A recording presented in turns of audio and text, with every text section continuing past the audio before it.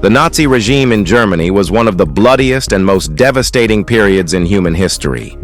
Amid the dark clouds of war and the rumble of deadly falling bombs, however, emerged innovations that profoundly reshaped the world. In the final frantic days of World War II, Nazi Germany concealed secrets so horrifying they still leave historians stunned. So join us for today's video as we're going to explore 5 ancient secrets the Nazis desperately tried to uncover. The Holy Grail. From the knights of medieval legends to Indiana Jones, the Holy Grail has been one of the most sought-after Christian relics in popular culture for centuries. It's one of those obsessions that blends myth, faith, and madness into one dangerous cocktail. And in the 1930s, that cocktail got shaken by an unlikely mix. An openly gay leftist historian, a bunch of Nazi ideologues, and a dusty medieval poem. Well, it sounds like a bad punchline or a weird indie film, but it was real. And I mean deadly serious. In 1924, Otto Rahn, just 20 years old, earned his degree in history. A brilliant academic with a fixation bordering on fanaticism, Rahn was obsessed with uncovering the Holy Grail, believed by some to be the very cup Jesus used at the Last Supper. Scholars have long debated whether it ever existed at all. Rahn, however, was convinced it had survived through the ages, just waiting to be reclaimed. He believed the medieval German poem Parzival held cryptic clues about the Grail's hiding place. His interpretation led him to southern France, once home to the Cathars, which is a heretical Christian sect wiped out in the 13th century. There, amid ancient ruins and mountain fortresses, he searched. He found no Grail, but he did write a book about the journey. And that book landed on the desk of Heinrich Himmler. Himmler, head of the SS and deeply steeped in occult nonsense, was absolutely hooked. Despite Rahn's open defiance of Nazi ideology, Himmler was convinced he'd found the perfect mind to track down what he saw as a sacred Aryan relic. The irony? Jesus was a Jewish man born to Jewish parents. Didn't matter to Himmler. He believed Jesus was actually Aryan, because that's the kind of mental gymnastics Nazi pseudoscience demanded. Rahn, blinded by his obsession, chose to overlook the moral rot of the Nazi machine and joined the SS in the early 1930s. With funding from the regime, he launched a second expedition to Cathar territory. Again, he came up empty-handed. But he wrote another book, which Himmler liked, but not enough to forgive the failure. As punishment, Rahn was reassigned to work as a guard at Dachau, one of the Nazis' earliest concentration camps.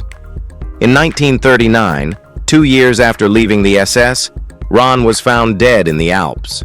Most historians believe it was suicide, an end as tragic as it was predictable. But the madness didn't stop with him. In 1940, Himmler himself traveled to Montserrat Abbey near Barcelona. With a unit of SS officers at his side, he interrogated local monks, convinced that Parzival pointed to the Grail being hidden there. The monks were unimpressed. Himmler left empty-handed, again. Not before making a generous donation to repair a nearby well, a not-so-subtle move likely aimed at currying favor with Spain's dictator Franco, hoping to pull him into Hitler's war. It didn't work. The Nazis never found the Grail. I mean, no one has. If it exists at all, its location is still unknown. No one knows. But for a regime built on blood, lies, and mythology, the Holy Grail was more than just a relic. It was a symbol, one they never got to hold. Tibet. On a frigid January morning in 1939, 5 unfamiliar figures stepped into the ancient city of Lhasa, Tibet. They didn't blend in. Young white men in crisp Western attire, a striking contrast against the vibrant chaos of Tibetan streets. At the head was Ernst Schaefer. The group politely greeted local leaders and mingled with the townspeople, their gestures warm, their presence disarming. But behind the polite smiles was something far more calculated. These men were agents of Heinrich Himmler. Schaefer's ties to the Nazi regime stretched back several years. A passionate explorer and zoologist, he had little personal interest in Nazi dogma. But Himmler saw potential in him. In return for unlimited funding, Schaefer agreed to align his research with the SS's goals. And those ambitions were far from benign. Publicly, the expedition was marketed as a scientific endeavor, an anthropological mission to study Tibet's ecosystems, wildlife, and cultural rituals. Schaefer and his team were to catalog the region in exhaustive detail. But beneath this scholarly disguise lurked a more insidious motive. Certain Nazi theorists believed Tibet might hold clues to the mythic roots of the so-called Aryan race. Schaefer's orders included gathering racial data, measuring skulls, photographing faces, and making casts of Tibetan features, all in hopes of proving their racial mythology. But there was also a political agenda at play. Tibet's position at the edge of British-controlled India had strategic appeal. Himmler imagined forging an alliance with the region, or at the very least, turning it into a pressure point against British influence in South Asia. The expedition, in theory, could open a back channel of Nazi influence into the Himalayas. Initially, British authorities in India, rightly suspicious, blocked the expedition from passing through their territory. But Schaefer maneuvered around them, securing access to the semi-autonomous kingdom of Sikkim in 1938. From there, the team pushed onward into Tibetan territory. Over the following year, Schaefer's team moved through Sikkim and Tibet, chronicling everything they encountered, from flora and fauna to religious rituals. One detail that particularly caught their attention was the widespread use of the swastika in Tibetan culture. In Tibet, it symbolized prosperity and spiritual harmony, a far cry from the twisted emblem it had become under Nazi Germany. By the time Schaefer's team returned to Germany in 1939, they brought back piles of sketches, photographs, soil samples, and anthropological measurements. Himmler, thrilled by the results, floated the idea of returning to Tibet, this time to build a pro-German army that could challenge British control in India. That plan never came to life. The war's tides shifted, and Nazi priorities moved elsewhere. Still, Schaefer's loyalty didn't go unrewarded. In 1943, he was granted his own division within the Ahnenerbe, the SS's research institute dedicated to rewriting history in service of the Reich. The expedition to Tibet, cloaked in science, was never really about knowledge. It was about myth-building, manipulation, and the quiet spread of ideology, disguised in the language of research. What do you think about it? The Externstein. In the heart of Germany's Teutoburg forest, jagged stone towers known as the Externstein rise from the ground like ancient sentinels, casting long shadows over a land soaked in legend. Some believe the stones functioned as a prehistoric observatory, others claim they served as a sacred site for early Germanic tribes. But it wasn't until the early 20th century that these rocks drew the attention of a far more dangerous force, the Ahnenerbe. Founded in 1935 by Heinrich Himmler, the Ahnenerbe was an SS organization obsessed with what the Nazis claimed was the ancient heritage of the Aryan race. It was created to scientifically validate their delusions of Aryan superiority by conducting archaeological digs, anthropological studies, and folklore research. But their methods weren't about discovery, they were about distortion. And in 1935, the Externstein became one of the most notorious ancient sites twisted to serve Nazi ideology. Himmler and his circle of scholars latched onto old myths and claimed the stones once marked the site of Irminsul, a sacred pillar or world tree worshipped by the ancient Saxons, supposedly destroyed by Charlemagne during his Christian campaigns around 772 AD. They argued that markings carved into the rocks told the story of Irminsul's fall, casting the site as a place of Aryan martyrdom and cultural loss. To the Nazis, the Saxons, fiercely independent, warlike, and hostile to Christianization, were perfect ancestors for their vision of a racially pure, unbroken Germanic bloodline. They weren't just looking for archaeological truth, they were building a racial mythology. The Ahnenerbe's mission at the Externstein was to reclaim it as holy Aryan ground, turning it into a symbol of spiritual inheritance and nationalist pride. It worked a little too well. Nazi youth were soon singing Saxon hymns at the site to celebrate Hitler's birthday. Hitler's birthday and far older. These sandstone formations began forming over 70 million years ago, and archaeological findings suggest nomadic humans were taking shelter there as far back as 10,000 BC. By the 8th or 9th century AD, Christian monks are believed to have carved hermit cells into the stone. Much of the documentation from the Middle Ages was lost during World War II, but the site still preserves a 12th century relief depicting the descent from the cross, Jesus being lowered from the crucifixion.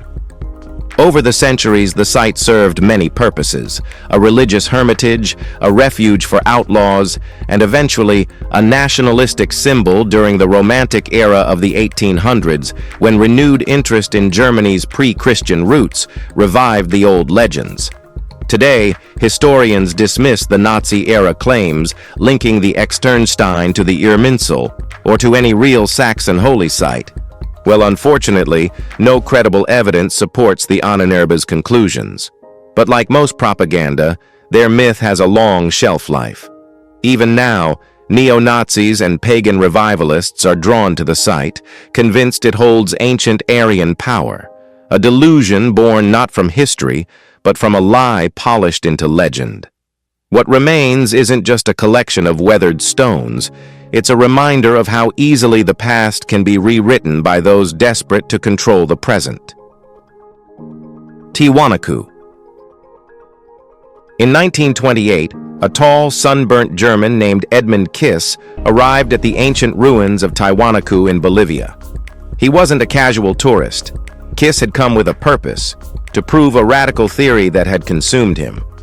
Tiwanaku, with its colossal stone blocks and intricate carvings, had fascinated explorers for centuries. Massive slabs, some weighing over 400 tons, lay scattered across the site, evidence of a civilization that once ruled vast portions of South America.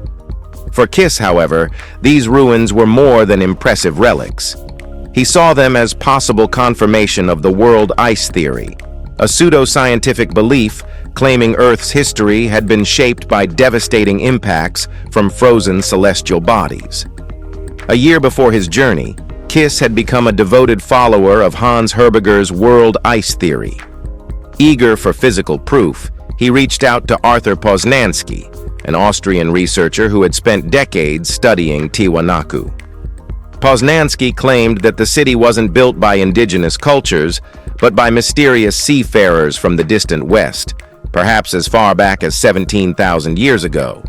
He based this on astronomical alignments he believed were encoded in the stone. Intrigued, Kiss traveled to Tiwanaku using prize money from a writing contest. He spent months studying the site, drafting floor plans, and analyzing symbols. One sculpture in particular caught his attention, a stone head he believed had distinctly Nordic features. To him, this reinforced the idea that Tiwanaku had Aryan origins. He even pointed to architectural elements that he claimed resembled Baroque doorways and Greek crosses, dismissing the notion that the site was built by indigenous hands. Kiss became especially fixated on the Gateway of the Sun, which Poznański suggested was a prehistoric calendar. Kiss interpreted its inscriptions as evidence of a system with 12 months, each containing 24 to 25 days, and days composed of 30 hours. He argued this reflected a time when the Earth operated under different cosmic forces, likely caused by a moon in erratic orbit. His ideas were quickly embraced by Nazi newspapers and aligned perfectly with the regime's racial ideologies. Backed by the SS, Kiss planned a return expedition in 1938, but the outbreak of World War II ended those ambitions. After the fall of the Third Reich, his theories faded into the margins of history, where they belonged. The Wałbrzych Gold Train. The world might be inching closer to solving one of its strangest war mysteries: For decades, historians have debated whether the legendary Nazi gold train actually existed. Some dismiss it as pure folklore. Others argue it's simply been buried, literally, since vanishing nearly 80 years ago. But now, a new lead has reignited the chase. On April 23rd, Polish officials got an anonymous letter claiming to pinpoint the train's location. The writer alleges he discovered camouflaged train carriages hidden in a tunnel near the city of Wałbrzych, deep within a region already known for its secret Nazi infrastructure. According to the letter, 3 railway cars from the World War II era are sealed off inside a concealed tunnel. Each wagon is approximately 12 meters long, 4 meters wide, and 4 meters high, the author claimed. They're hidden behind a closed, sliding steel gate at the entrance. This fits the long-circulated theory that, in the final chaotic months of World War II, an armored train loaded with stolen treasure left Wrocław but never made it to its intended destination in Wałbrzych. Many believe it disappeared into the labyrinth of underground tunnels the Nazis created across Poland, specifically as part of the mysterious Riez complex. The contents of this train are priceless: looted artwork, bars of gold, and vast quantities of jewels and valuables taken from occupied territories and Jewish victims. Treasure hunters have been scouring the region for decades, yet no definitive proof has ever emerged. The letter reportedly included geodetic coordinates, tunnel blueprints, a topographical profile of the area, and a first-hand witness account from someone who lived in Wałbrzych during the war.